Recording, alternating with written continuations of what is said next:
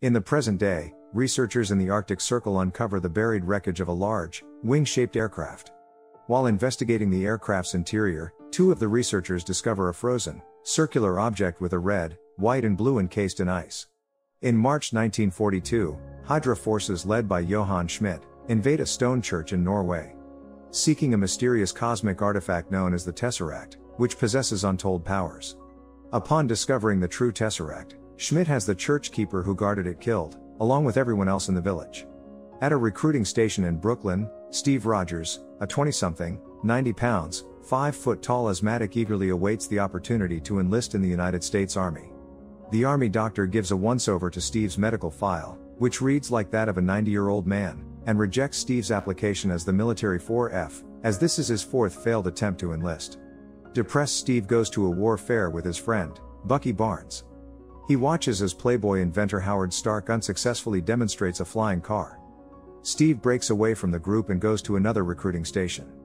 Bucky catches up with him and asks how Steve intends to forge his application this time. Unbeknownst to them both, Dr. Abraham Erskine, while passing by, eavesdrops on their conversation. He is fascinated by the gumption of Steve. Bucky wishes Steve good luck on his latest application and Steve heads into the recruiting station for his fifth physical. Inside, Steve sits on an examination table and grows nervous when Dr. Erskine enters the room. Dr. Erskine has all of Steve's prior applications on file. Concerned by Steve's failed applications, Erskine tests his character by asking if his insistence on applying for military service is driven purely by a desire to kill Nazis. The young man sincerely reveals that he is not a killer at heart, but does not like bullies regardless of their origin. He also shows little concern when Erskine reveals that he is German by birth.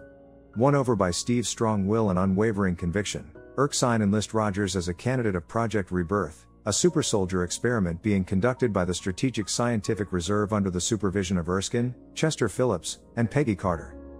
During his basic training, Phillips is unconvinced by Erskine's claims that Rogers is the right person for the procedure, but relents after seeing Rogers commit an act of self-sacrificing bravery. The night before the treatment, Erskine reveals to Rogers that Schmidt underwent an imperfect version of the procedure and suffered negative side effects due to his inner ambition for power and obsession with becoming a superior man.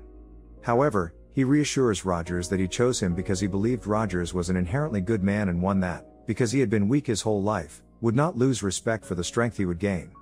In a secret military installation high in the Alps, Johann Schmidt brings the glowing cube to Dr. Zola, his HYDRA weapon specialist.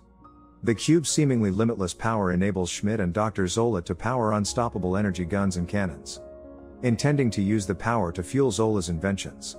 Meanwhile, Schmidt, having discovered Erskine's location, dispatches an assassin to kill him. Peggy and Steve enter the antique shop, and exchange passcodes with an old woman manning the register, and descend into a secret military bunker concealed within. Peggy leads Steve to the heart of the bunker where they find Dr. Erskine preparing a medical capsule along with Howard Stark, and Colonel Phillips rubbing elbows with senators and dignitaries. Steve is told to remove his shirt and sit in the capsule. Stark describes that the procedure will first mean injecting muscle regenerators into Rogers' major muscle groups, which will then be bombarded with Vita rays. Erskine has made no secret of the pain Steve will endure but promises he'll come out stronger. Carter bids Steve good luck and joins Phillips in the overhead viewing chamber. Erskine's serum is injected into Steve's muscles and Steve is enclosed within the Vita ray capsule. The capsule glows brightly. Steve yells in pain but also tells them to continue and the procedure is quickly completed. When the capsule is shut down, Steve comes out a foot taller and 100 pounds heavier with solid muscle, which is just the most superficial aspects of his body artificially raised to the maximum human potential. Everybody, including Phillips, celebrates the success of the procedure, and descends from the viewing chamber to congratulate Erskine. After witnessing the success of the experiment, one of the attendees reveals himself to be Schmidt's assassin, Heinz Kruger. The assassin stays behind, placing a small satchel on a chair. Moments later, the viewing gallery explodes. Kruger descends the stairs and fatally shoots Dr. Erskine, killing him. Kruger grabs the last vial of the super soldier serum and escapes the facility into the streets of New York. Rogers runs after Kruger, using his new strength and stamina to run down Kruger's car on foot. Despite attempting to escape in a submarine, Rogers manages to catch Kruger, but the vial of super soldier serum is broken in the process and the assassin immediately commits suicide by cyanide pill before he can be interrogated for information. With Erskine dead and the super soldier formula lost, the SSR is ordered to join the war and engage HYDRA directly. However, Phillips decides to leave Rogers behind and allow scientists to study him in an attempt to rediscover Erskine's formula. Senator Brandt approaches Rogers and instead offers him the chance to tour the nation for the USO to promote war donations, using his image as the strong, ideal soldier as a symbol for the public to rally behind, which Rogers accepts. During his work for the USO, Rogers performs in scripted stage shows as the star-spangled character Captain America. As Rogers continues touring across the country, Captain America gains great popularity among the public, leading to increasingly more elaborate shows as well as making appearances in film strips, comic books, and other memorabilia. Although Rogers is happy to be contributing towards the war effort, he grows increasingly weary of being paraded around while not being able to have a more direct role alongside those actively fighting. Meanwhile, Schmidt unveils his new Tesseract-powered weaponry to 3 Nazi officers sent to oversee his operation.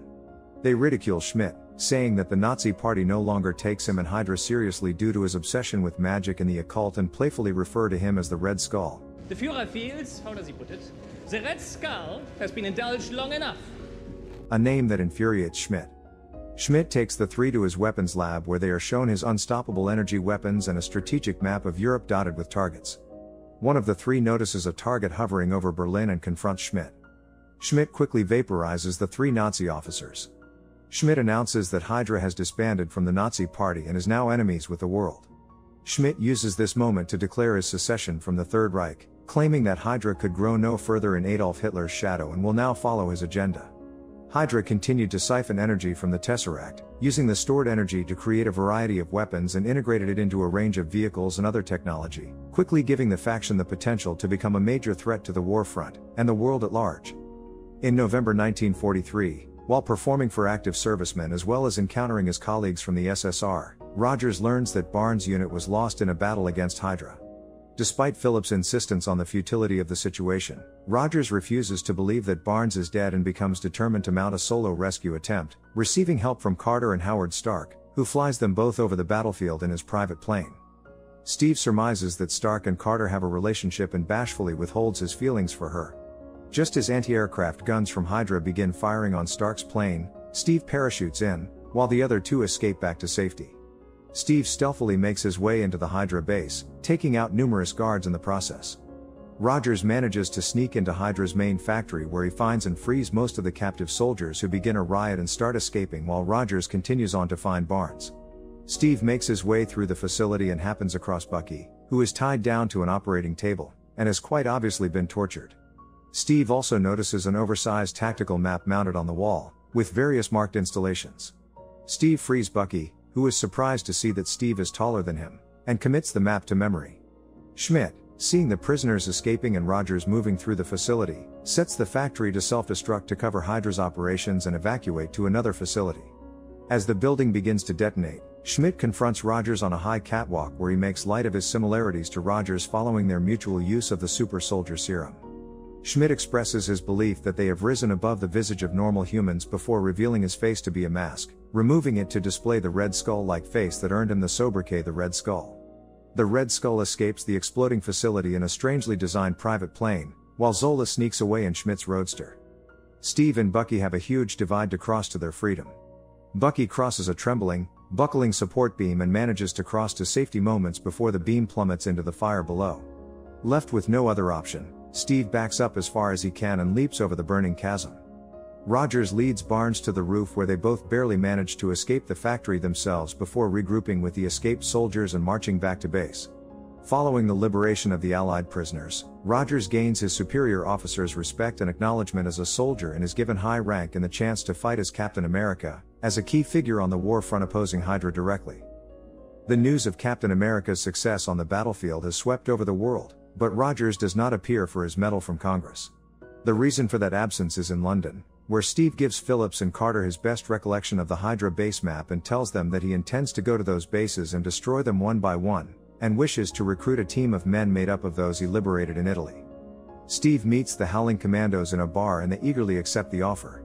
While there, all the men are surprised as Peggy enters dressed in a form-fitting cocktail dress. She ignores all the men, including Bucky, and flirts with Steve, telling him that she'd love to have a dance with him someday. Howard Stark outfits Rogers with advanced equipment, including a durable, custom combat uniform and a circular shield which is made of a metal called vibranium. which is lighter than steel and is vibration resistant and will absorb heavy impacts. For the next 2 years, Rogers and his Howling Commandos lead a strong offensive, sabotaging various HYDRA operations, much to Schmidt's frustration. In 1945, the team later assaults a train carrying Zola. Rogers and Barnes engage in a fight with the soldiers on the train, during which Barnes falls from the train into an icy river below to his apparent death, while the soldier locates Zola on the train and captures him. Rogers is deeply affected by the loss of his best friend and is convinced by Carter to use his sorrow as motivation to put an end to HYDRA for good. Using information extracted from Zola, the final HYDRA stronghold is located and Rogers leads an attack to stop Schmidt from using weapons of mass destruction on the United States. Rogers and his team prepare a battle plan to take down Red Skull at his headquarters. Rogers, dressed in a new uniform, mounts a Harley and charges the base. He easily dodges HYDRA soldiers and tanks and finds himself within the base, surrounded by a HYDRA army. He is taken into custody and led to the Red Skull's private weapons lab. Red Skull asks what makes Steve so special. What made you so special? Nothing. I'm just a kid from Brooklyn. Moments before members of his team zipline into Red Skull's office. A climatic firefight ensues, as hundreds of soldiers under the direction of Phillips and Carter storm the base, killing many HYDRA soldiers. Red Skull flees to his private hangar, in which a gigantic flying wing, HYDRA's massive aircraft bomber powered by the Tesseract, is preparing for takeoff. Rogers climbs aboard the Valkyrie, as it takes off. He sneaks into the craft where he finds dozens of plane missiles, each labeled with a different major American city. Inside the large cockpit, Captain America and Red Skull have a fisticuffs battle. Red Skull fires his cube energy pistol at Steve, who easily deflects the shots using his shield. A shot is deflected into one of the cockpit's center consoles, which contains the Tesseract.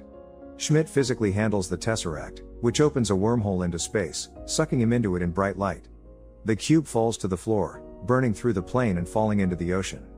Seeing no way to land the plane without the risk of detonating its weapons, Rogers instead crashes it on the Arctic shelf while making a sorrowful goodbye to Carter, making a promise to take her dancing, knowing he would never be able to make the date. Stark later recovers the Tesseract from the ocean floor but is unable to locate Rogers' body or Schmidt's aircraft. Rogers awakens in a 1940s-style hospital room. Deducing from an anachronistic radio broadcast that he was out of place, he flees outside into what is revealed to be present-day Times Square, where Nick Fury tells him he has been asleep for nearly 70 years. Stunned by this revelation, Rogers' only response is that he had a date. A year later, Fury approaches Rogers, proposing a mission with worldwide ramifications.